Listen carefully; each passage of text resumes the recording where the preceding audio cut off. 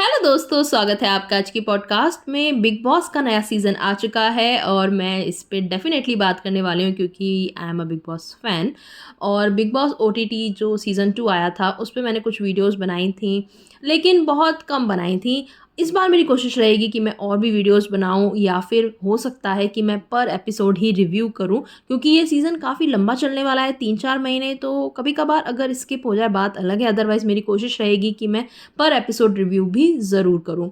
आइए अब बात करते हैं कि बिग बॉस का जो प्रीमियर हुआ है, कंटेस्टेंट्स का खुलासा हुआ है कि कौन-कौन आए हैं, इन पे बात करते हैं। और इनमें से पहले मैं किसको जानती थी या किसको मैं सपोर्ट करना चाहूँगी, किसको देखने के लिए मैं एक्साइटेड हूँ, उसको देखना चाहूँगी, और कौन लगता है मुझे कि क्या करने वाला है, अपनी प्रेडिक्शन भी मैं आपके साथ आज शेयर कर रही हूँ।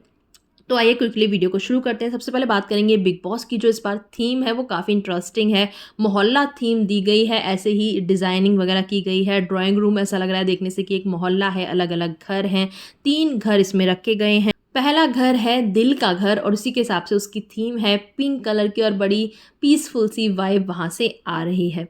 मुझे ऐसा लगता है कि कुछ लोग दिल वाले घर में इंटरेस्टेड जेन्युइनली हैं और कुछ लोग सिर्फ अपने आप को अच्छा दिखाने के लिए दिल वाला घर जो है वो चूज़ कर रहे हैं कि नहीं नहीं, मैं तो दिल से खेलती हूँ या खेलता हूँ, लेकिन असल में हो सकता है कहानी कुछ और हो। सो देखना इंटरेस्टिंग रहेगा। और दूसरा जो घर है वो दिमाग वाला घर है, जिसमें बिग बॉस ने बोला है कि सीधी तरह से वो दिमाग वाले लोगों को सपोर्ट करेंगे और उनको इंस्ट्रक्शंस देंगे। दिमाग वाले पे थोड़ा-सा जो बिग बॉस हैं वो पार्शियलिटी करने वाले हैं। नेक्स्ट है दम का घर। यहाँ पे वही लोग रहेंगे जो बहुत ज़्यादा कॉन्फिडेंट हैं अपनी लाइफ में, जो दम रखते हैं कुछ भी अपने बलबूते पे करने का।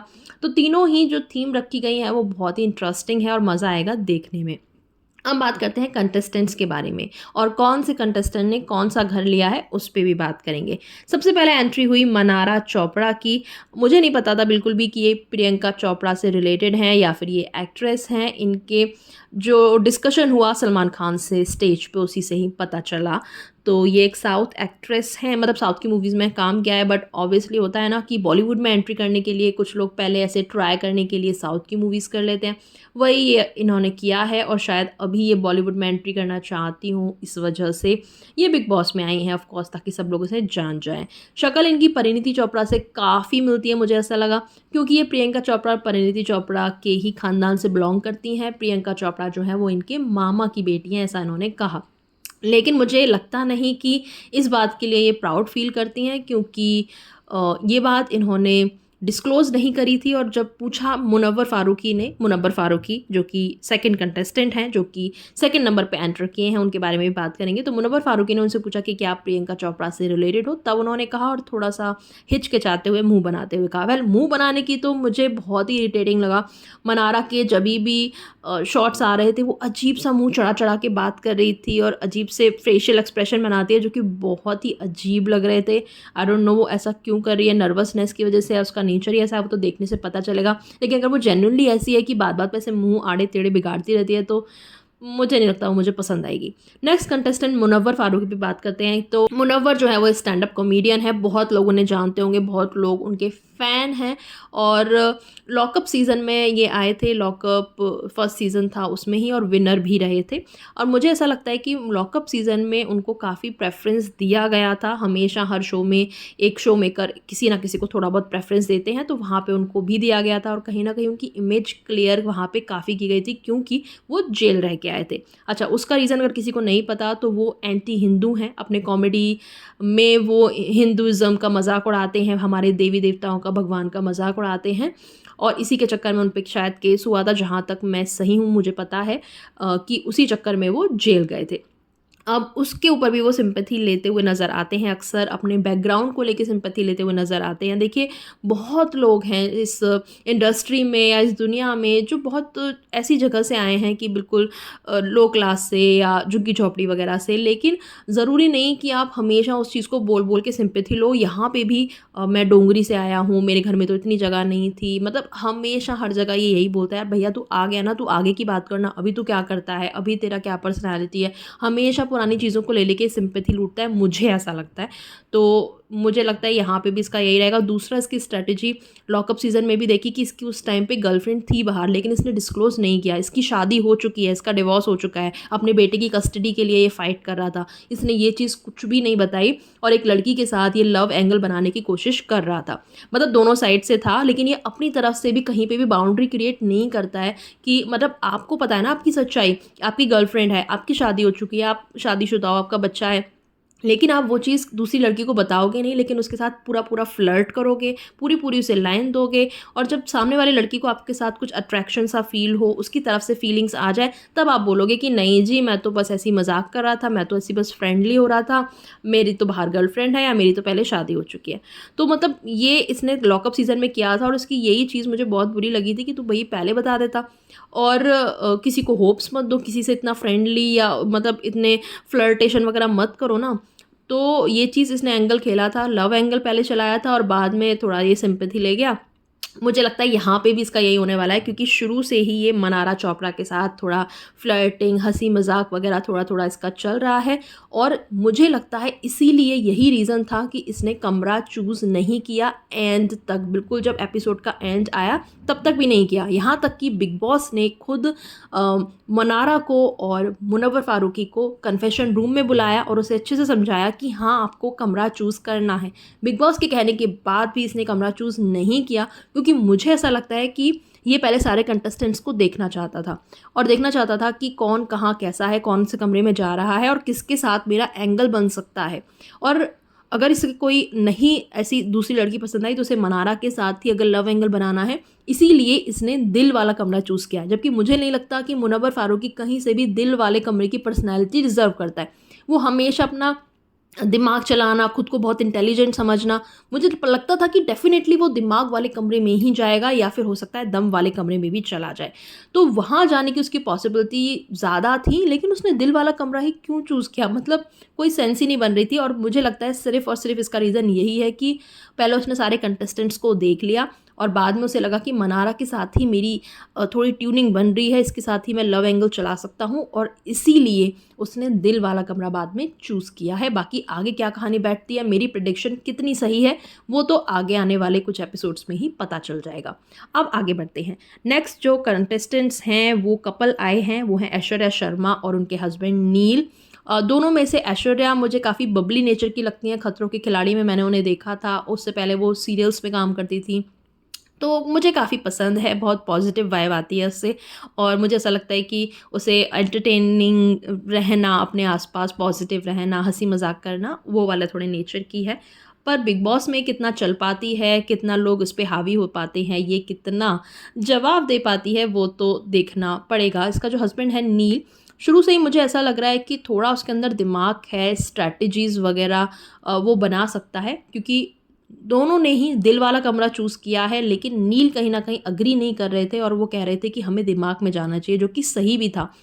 लेकिन ऐश्वर्या बीइंग ऐश्वर्या, वो उन्होंने अपने दिल की सुनी और कहा कि नहीं मैं तो दिल से खेलती हूँ, मैं तो दिल में जाऊँगी, आपको जाना है आप खुद से चले जाओ दिमाग में। एट द एंड फाइनल दोनों ने क्या डिसाइड किया है वो तो आज के एपिसोड में पता चल ही जाएगा। नेक्स्ट आते हैं, नेक्स्ट एक इंटरनेशनल खिलाड़ी आए जो कि हैं नावेद। वो सलमान खान ने बिल्कुल सही कहा, वो बड़ा अब्दू है बस। कहीं ना कहीं ऐसी ही थोड़ी क्यूटनेस सी दिखाना, ऐसी बातें करना, एक्सेंट थोड़ा सा ऐसा है, हिंदी नहीं समझते हैं, तो देखते हैं थोड़ा मतलब लाइट रहेगा उनकी तरफ से और थोड़ा सा ह्यूमर वगैरह का तड़का वो लगा सकते हैं बीच बीच में। आगे चलते हैं, आगे आए हैं अनुराग दोबल, जो कि एक सोशल मीडिया इन्फ्लुएंसर हैं, यूट्यूबर हैं, बाइक राइडर हैं। मैंने तो उनको नहीं देखा सुना था, लेकिन मुझे पता चला मेरे फैमिली मेम्बर्स से कि ये काफ़ी फेमस हैं और इनकी फ़ैन फॉलोइंग भी काफ़ी अच्छी है। तो देखते हैं क्या इस बार भी एक यूट्यूबर आगे तक जा पाएगा, फाइनलिस्ट बन पाएगा, क्या ट्रॉफी जीत पाएगा, देखना पड़ेगा। यूट्यूबर की अगर बात चल रही है तो एक और यूट्यूबर कंटेंट क्रिएटर आए हैं, वो हैं अरुण मशेट्टी। ये भी एक यूट्यूबर हैं, गेमर हैं और थोड़ा सा मुझे लगता है दमदार पर्सनालिटी लग रहे हैं। इसके बाद एक और कंटेंट क्रिएटर हैं जो कि प्रैंक वीडियोस बनाते हैं, वो है सनी आर्या। तो टोटल 3 यहाँ पे लोग ऐसे हैं जो कि यूट्यूबर्स हैं या सोशल मीडिया इन्फ्लुएंसर हैं, सोशल मीडिया पे एक्टिव रहते हैं। तो इनकी एक अलग ही टाइप की एक फ़ैन फॉलोइंग रहेगी, जो कि अगर आती है ये वाला सीज़न देखने तो इन लोगों को सपोर्ट कर सकती है। नेक्स्ट एक लॉयर आई हैं जो कि बड़े बड़े केसेस संभालती हैं और सेलिब्रिटी केसेस संभालती हैं, जो कि हैं सना रईस खान। काफ़ी मुझे दमदार पर्सनालिटी लगी, बंदी में इंटेलिजेंस भी है और मुझे ऐसा लगता है कि इनको दम या फिर दिमाग वाले कमरे में जाना चाहिए और शायद ये दम वाले कमरे में ही गई हैं। इनके साथ दूसरी थी जिग्ना वोरा, जो कि एक एक्स क्राइम रिपोर्टर हैं और ये भी दम वाले कमरे में गई हैं, तो दोनों डिज़र्व करती थी भाई वहीं जाना। लेकिन मुझे ऐसा लगता है कि सना रईस खान फालतू में छोटे-मोटे पचड़ों में नहीं पड़ेंगी और जहाँ पे उन्हें लगता होगा कि मुझे बोलना है, वहाँ वो ज़बरदस्त बोलेंगी। वहीं अगर दूसरी जिग्ना की बात की जाए, मुझे ऐसा लगता है कि वो थोड़ा ठंडा खेलें, मतलब थोड़ा डाउन रहें, ज़्यादा किसी से पंगे ना लें, लड़ें ना और थोड़ा-सा अपनी इमेज क्लियर करने की कोशिश करें और थोड़ा-सा स्वीट बनने की कोशिश करें। बट हो सकता है कि कभी किसी के साथ इनकी बहस हो जाए या लड़ाई-झगड़ा हो जाए, वो तो आगे आने वाले टाइम में ही पता चलेगा। नेक्स्ट एंट्री हुई एक कपल की, अंकिता लोखंडे एंड विक्की जैन, उनके जो हस्बैंड हैं। दोनों को हाल फिलहाल में काफ़ी लाइमलाइट मिली उनके शादी करने के डिसीज़न को लेके, अंकिता के क्योंकि उनका पहले ब्रेकअप हो चुका है एसएसआर यानी सुशांत सिंह राजपूत के साथ में। उन्होंने काफ़ी सुशांत को मतलब ऐसे दिखाया था कि ये मुझे छोड़ के गया है, इसने मेरे साथ ब्रेकअप किया क्योंकि ये मूवीज़ में चला गया, इसलिए इसने मुझे छोड़ दिया। क्योंकि पवित्र रिश्ता इनका एक सीरियल था, काफ़ी बहुत फेमस था घरों-घरों में और इनकी जो जोड़ी थी वो बहुत फेमस थी और ये साथ में रिलेशनशिप में भी थे। लेकिन अंकिता ने ऐसा कहा कि सुशांत ने मुझे छोड़ दिया है क्योंकि उसको मूवीज़ में काम मिल गया है। और मतलब सुशांत की तरफ से ऐसा मुझे नहीं लगता कोई क्लैरिफ़िकेशन था, लेकिन अंकिता ने इस चीज़ को लेके काफ़ी सिम्पैथी ली थी। अब सच्चाई क्या थी ये तो वही दोनों जानते हैं और एसएसआर की डेथ के बाद भी अंकिता ने काफ़ी लाइमलाइट ली थी और काफ़ी सिम्पैथी बटोरी थी। अब कितना सच है कितना झूठ वो पता नहीं, बाकी मुझे ऐसा लगता है कि यहाँ पे ये लोग अपना बहुत लवी-डवी बॉन्ड दिखाने की कोशिश करेंगे विक्की एंड अंकिता, और इन दोनों ने दिल वाला कमरा चूज़ कर लिया है। लेकिन विक्की को अगेन दिमाग वाले कमरे में जाने की एक विश थी क्योंकि वो दिमाग से खेलना चाहते हैं। अगेन वही ना, कपल्स के बीच में कॉन्फ्लिक्ट्स है कि पहले वाले कपल में भी लड़की जो है वो दिल में जाना चाहती है, लड़का दिमाग में, लेकिन अपनी वाइफ़ की बात सुन के दोनों ही दिल वाले कमरे में आ तो गए हैं। लेकिन ज़रूरी नहीं है ना कि यार आप एक शो में आए हो आपको एक साथ एक कमरे में ही रहना है, बल्कि स्ट्रैटेजी तो वहाँ पे ज़्यादा अच्छी रहती है कपल के बीच में जो गेम खेलने आए हैं। मैं एक कमरे में जाऊँ, तुम दूसरे कमरे में जाओ, एक दूसरे को हम बातें भी बता सकते हैं दूसरे कमरे में क्या चल रहा है और एक दूसरे को बाहर रह के सपोर्ट भी कर सकते हैं। तो एक बहुत अच्छी स्ट्रैटेजी हो सकती थी, दोनों में से किसी कपल ने ऐसा सोचा नहीं। बाकी आने वाला टाइम बताएगा कि हो सकता है कुछ ऐसे चेंजेस करें आपस में और थोड़ा-सा दिमाग से खेलने की कोशिश करें। नेक्स्ट कंटेस्टेंट आई सोनिया बंसल और मुझे नहीं पता ये क्या करती है, मैंने इनको पहले कभी नहीं देखा, तो मैं ज़्यादा इन पे बात नहीं करना चाहूँगी। नेक्स्ट जो कंटेस्टेंट थी वो थी खानज़ादी, जो इन्हीं के साथ ही आई फ़िरोज़ा, जिनका नाम है, असम से हैं ये भी क्या करती हैं अगेन मुझे समझ नहीं आया। नेक्स्ट कंटेस्टेंट पे आते हैं जो कि हैं रिंकू धवन, जो कि एक टेलीविज़न एक्टर रह चुकी हैं और मतलब 30 साल से ज़्यादा का इनको एक्सपीरियंस है, ऐसा उन्होंने कहा है। और मुझे भी देखा-देखा सा लग रहा था कि हो सकता है साइड कैरेक्टर्स वगैरह करती हूँ। कोई मैं ऐसा कुछ ध्यान नहीं कर पा रही हूँ कौन से एग्ज़ैक्ट सीरियल में थी, पर मैंने इन्हें डेफ़िनेटली कहीं न कहीं तो देखा है, ऐसा वाला फ़ील आ रहा था। तो देखा होगा किसी सीरियल में, मतलब ऐसे पता नहीं चलता।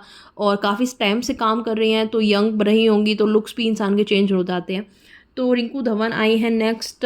ये थोड़ी-सी मुझे ऐसा लगता है कि जैसे वो होता है ना कि घर का कोई बड़ा है, अब लोगों को समझाना, लड़ो मत, ये मत करो, ऐसे वाली मुझे लग रही हैं। बाकी कहाँ तक चल पाएँगी वो तो वक़्त ही बताएगा, देखते हैं। नेक्स्ट कंटेस्टेंट पे आते हैं और ये साथ में एंट्री हुई है इनकी, अभिषेक कुमार एंड ईशा मालविया। ईशा मालविया तो उड़ारियाँ सीरियल से हैं, उड़ारियाँ सीरियल से पहले भी 2 कंटेस्टेंट आए थे, अंकित एंड प्रियंका, जिनको बहुत पसंद किया था लोगों ने, उनकी जोड़ी को बहुत पसंद किया था। और प्रियंका पर्सनली मुझे बहुत अच्छी लगती थी, एक बहुत कॉन्फिडेंट लड़की थी।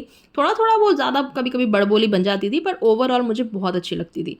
इसके अलावा अब बात करें अगर इस सीज़न की, तो अभिषेक एंड ईशा का मुझे ऐसा लग रहा था कि कपल एंगल होगा, लेकिन इनका तो मतलब ब्रेकअप भी हो चुका है और बहुत ही बिटरनेस है दोनों के बीच में। वो तो स्टेज पे ही पता चल गया, स्टेज पे इन्होंने एक दूसरे पे बहुत सारी बातें बोली, एलिगेशंस लगाए। ईशा ने तो ये तक कह दिया कि अभिषेक उनके साथ फिजिकल वायलेंस करते थे और इसीलिए उनका ब्रेकअप हुआ है, जो कि अभिषेक ने क्लैरिफाई करने की कोशिश करी। उन्होंने भी कहा कि ये मुझे वायलेंस कर रही थी, मुझे नाखून मारे हैं, इसने मेरा मुँह नोचा है। मतलब पता नहीं क्या-क्या नहीं दोनों बोले जा रहे थे। मतलब एक टाइम पे काफ़ी ऑकवर्ड हो गया था और घर जाके भी इनकी लड़ाई होने वाली है। जो कि आज के एपिसोड में दिखाया जाएगा। तो आज का एपिसोड काफ़ी इंटरेस्टिंग है क्योंकि काफ़ी लोगों में लड़ाइयाँ आज होंगी।